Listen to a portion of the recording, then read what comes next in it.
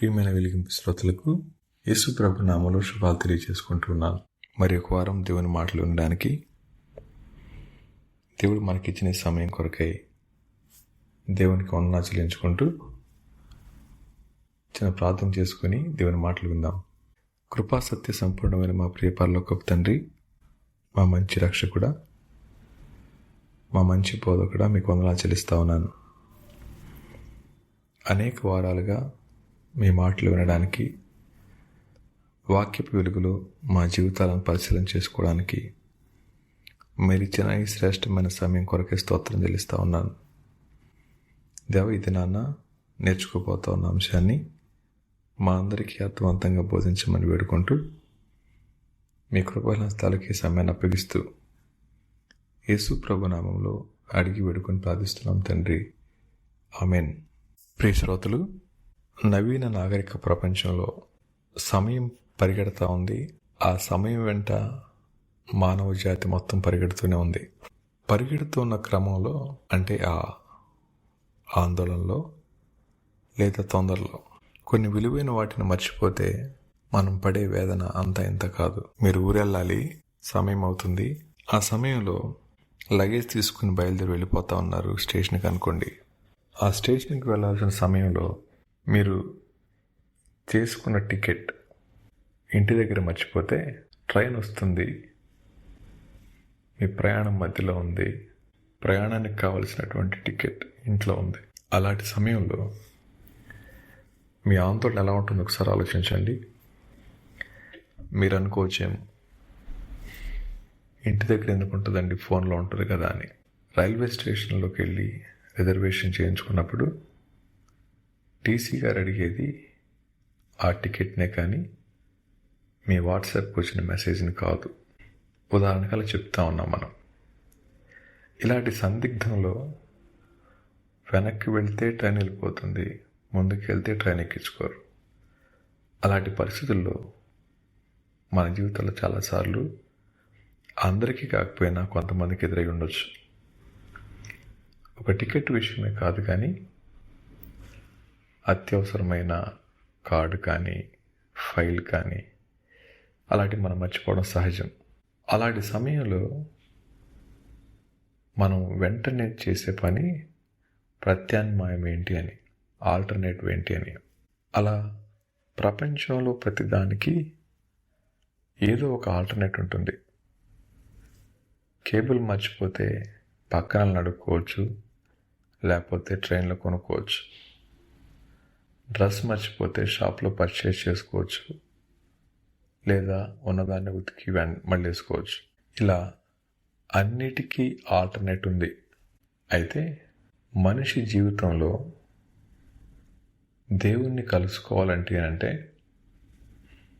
మారు మనసు, పాపక్షమాపణ, రక్షణ సాక్ష్యం లేకుండా దేవునితో సంబంధం పెట్టుకోవడం ఎవరి తరం కాదు. ఒకవేళ ఇలాంటి పరిస్థితులు కూడా మనం వెళ్తూ ఉన్నప్పుడు మనం ఆలోచించుకోవడానికి ఆల్టర్నేటివ్స్ భూమి మీద ఉంటాయి. కానీ దేవుని దగ్గర ఒకే ఒకటి ఉంటుంది. అది దేవుని కుమారుడైన క్రీస్తు ప్రభువారి రక్తంలో మన పాపాలు కడుక్కోవటం తప్ప. ఇలాంటి పరిస్థితుల్లో ఇటువైపు చూసిన క్రైస్తవుడు మేము కూడా క్రైస్తవులమే, మేము కూడా చర్చికి వెళ్తాం, మేము కూడా అనుకుంటూ అందరూ ఒకే బాటలో వెళుతున్నాం అనుకున్న భావంతో జీవిస్తూ ఉన్న దినాలు ఇవి. ఇలాంటి పరిస్థితుల్లో మనం ఈరోజు ఒక ప్రాథమికమైన విషయాన్ని ఆలోచిద్దాం. క్రైస్తవుడు అంటే ఎవరు? ఒక కులంలో పుట్టినవాడు కాదు, కొన్ని పేటల్లో పుట్టినవాడు కాదు, కొన్ని తెగల్లో పుట్టినవాడు కాదు. వెబ్స్టర్ డిక్షనరీ ఏమంటుందండి అంటే, ఒక వ్యక్తి బాహాటంగా యేసుపై తన నమ్మకాన్ని వెలుబుచ్చి యేసు గూర్చినటువంటి బోధతో ఆయన యందు విశ్వాసం ఉంచి వెంబడించేవాడే క్రైస్తవుడు అని వెబ్స్టర్ డిక్షనరీ చెప్తుంది. అయితే బైబిల్లో క్రొత్త నిబంధనలో క్రైస్తవుడు అనే మాట 3 సార్లు మనకు వాడబడింది. అపోస్తుల కార్యాల గ్రంథం 11:26, అపోస్తుల కార్యాల గ్రంథం 26:28, పేతురు రాసిన మొదటి పత్రిక 4:16. ఈ 3 చోట్ల క్రైస్తవుడు అని ఎవరినంటారో స్పష్టంగా లేఖనం మనకు నేర్పించింది. మొట్టమొదటిసారి అంతియొకయలో శిష్యులు క్రైస్తవులు అనబడిరి అనే మాట. ఈరోజు మీ అందరూ ఆలోచించవచ్చు, ఇన్ని ఎపిసోడ్స్గా చాలా విషయాలు మాట్లాడుతున్నారు కదా, కొత్తగా ఈరోజు ఏంటి క్రైస్తవుల గురించి మాట్లాడుతున్నారు అనుకోవచ్చు. దేవుడు మనందరి నుంచి ఆశిస్తూ ఉన్న విషయం, లోకస్తుల మాదిరిగా మేము కూడా క్రైస్తవులమే అనుకుంటూ నామకార్థంగా జీవిస్తూ నమ్మక ద్రోహులుగా మిగిలిపోకూడదు అనేది దేవుని యొక్క ఆశ. అదే సమయంలో క్రీస్తుని వెంబడించే మనం ఏ విషయాలను కలిగి జీవించాలో కూడా ఆయన లేఖనంలో రాసిపెట్టారు. ప్రియ శ్రోతలు, ఈ మాటలు వింటా ఉన్న మీరు క్రైస్తవులై ఉండొచ్చు, కాకపోయి ఉండొచ్చు. కానీ బైబిల్ ఏం చెప్తా ఉందో ఒకవేళ మీరు అర్థం చేసుకోవడానికి ఇష్టపడితే, ఈ శీర్షికలో క్రైస్తవుడు ఎవరన్న విషయాన్ని ఆలోచిస్తున్నప్పుడు ఆ చెప్పబడే విషయాలు, మీరు అనుసరిస్తూ ఉన్న విషయాలు చక్కగా ఒకదానికొకటి కలిసి ఉన్నట్లయితే సంతోషించదగిన విషయం. అలా కాని ఎడల మనం ప్రమాదంలో ఉన్నామన్న విషయాన్ని గుర్తుపెట్టుకోవాలి. చేతిలో బైబిల్ ఉండటం, మెడలో శిలువ ఉండటం, ఆదివారం మందిరానికి వెళ్ళడం, ఇవి క్రైస్తవుని గుర్తులు కాదు. క్రైస్తవుడు అంటే క్రీస్తును అంతరంగంలో కలిగి జీవించేవాడు. మీ ఇంట్లో ఒకవేళ ఒక పెద్ద ఆయన, పలుకుబడి ఉన్న ఆయన, గౌరవప్రదమైన వ్యక్తి మీకోసం సహాయం చేసినవాడు, మిమ్మల్ని ప్రేమించేవాడు మీ ఇంట్లో ఉంటే మీ ప్రవర్తన ఎలా ఉంటుందో చెప్పండి. అద్భుతంగా ఉంటుంది కదా. ఎక్కడ లేని క్రమశిక్షణ వచ్చేస్తుంది. పిల్లల అరుపులు వినబడవు, టీవీలో శబ్దాలు వినబడవు, వంటగదిలో శబ్దాలు వినబడవు, ఫోన్లో బిగ్గరగా అరుచుకోవడాలు వినబడవు. అంతా ప్రశాంతంగా ఉన్నట్లుగా నటిస్తాం. కారణం ఇంట్లో పెద్ద ఆయన ఉన్నారు కాబట్టి. ఇది మామూలుగా మనం ఆలోచించిన విషయం. మరి క్రైస్తవుడు అంటే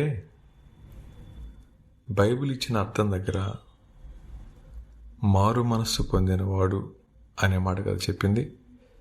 శిష్యుడు అంటే నేర్చుకునే అర్థం.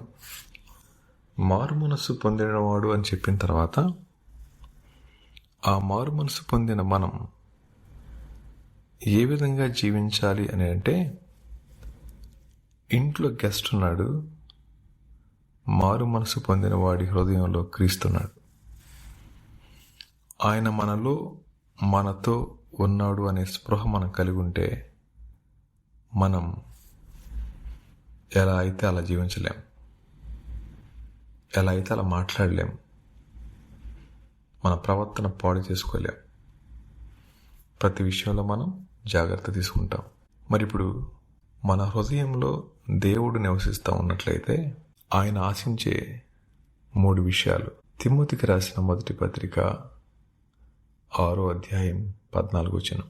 మన ప్రభువైన యేసుక్రీస్తు ప్రత్యక్షమగు వరకు నీవు నిష్కలంకంగాను అనింద్యంగాను ఈ ఆజ్ఞను గైకొనవలనని నీకు ఆజ్ఞాపిస్తా ఉన్నాను. Without spot, unrebukable, until the appearing of our Lord Jesus Christ. Without spot, unrebukable.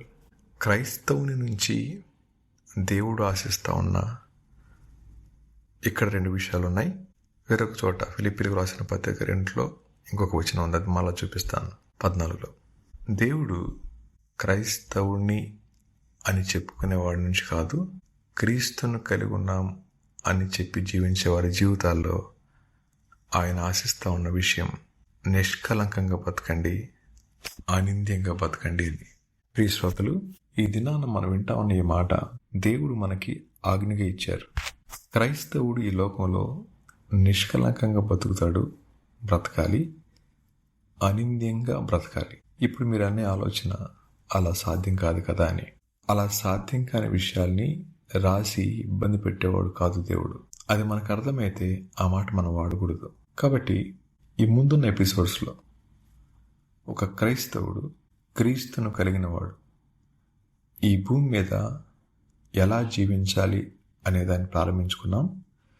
దాని కొనసాగింపుగా బైబిల్ ఆశించిన విధంగా మనం జీవించాలి అంటే మనం ఏ విషయాలను సరి చేసుకోవాలి, ఎలా దేవుని మీద ఆధారపడాలి, ఎలా మన విశ్వాసయాత్రలో ముందు కొనసాగాలి అన్న విషయాల్ని రాబోయే ఎపిసోడ్స్లో మనం నేర్చుకుందాం.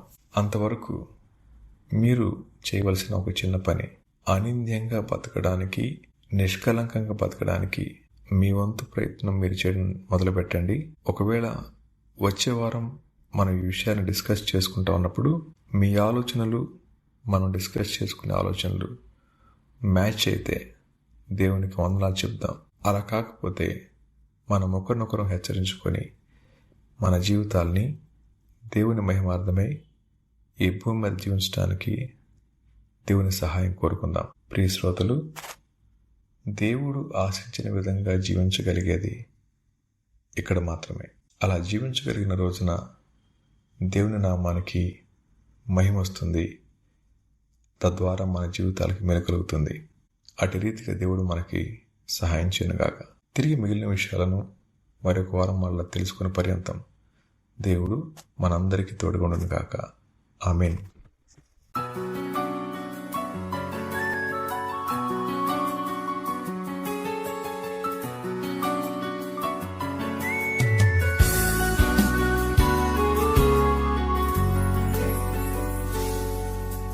వెలుగు వెలిగించు, వెలుగై వెలిగించు, అందుకే ఈ వెలిగింపు. వెలుగు వెలిగించు, వెలుగై వెలిగించు, అందుకే ఈ వెలిగింపు. చీకటిలో నడిచెనేస్తమా, భయముతో బ్రతికే మిత్రమా, చీకటి వీడు, భయమును వీడు, వాక్యమే నీకు తోడు. చీకటిలో నడిచెనేస్తమా, భయముతో బ్రతికే మిత్రమా, చీకటి వీడు, భయమును వీడు, వాక్యమే నీకు తోడు. వెలుగు వెలిగించు, వెలుగై వెలిగించు, అందుకే వెలిగింపు. వెలుగు వెలిగించు, వెలుగై వెలిగించు, అందుకే వెలిగింపు.